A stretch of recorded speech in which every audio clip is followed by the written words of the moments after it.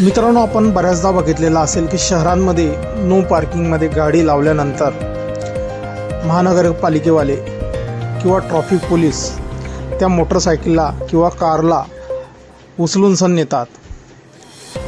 पण केव्हा केव्हा काही ट्रॅफिक पोलीसवाले कोणतीही चुकी नसता ना काही लोकांच्या गाड्या ना अडवतात आणि त्या आपल्या गाडीमध्ये भरून सण घेऊन जातात. असाच एका माणसाची गाडी त्या पोलीसवाल्यांना उचलून नेणे महागात पडलेले आहे. तो माणूस चक्क पोलीसवाल्यांच्या 407च्या समोर रोडवरती झोपून गेलेला आहे आणि कोणताही दंड न भरता तो पोलिसांना त्यांची गाडी खाली उतरवायला म्हणत आहे.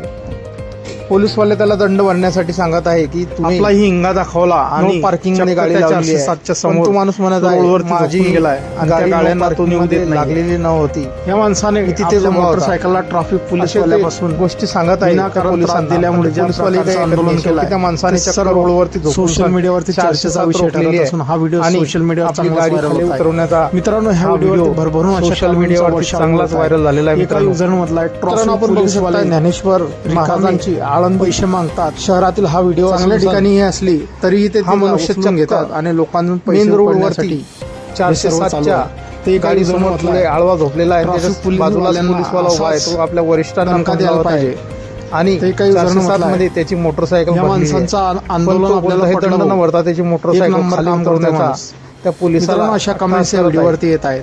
आणि शेवटी काय झालेलं आहे ते मित्रांनो व्हिडिओमध्ये दाखवण्यात आलेलं नाही आहे.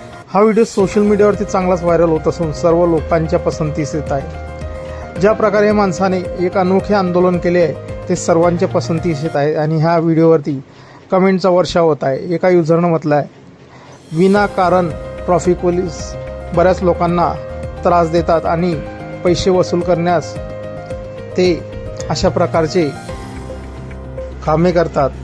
तर एका युजरनं म्हटलं आहे पोलिसांसमोर असं आंदोलन पहिल्यांदाच बघितलं. तर एका युजरनं म्हटलेलं आहे या पोलिसांना कोणत्याही प्रकारची लाच द्यायची नाही.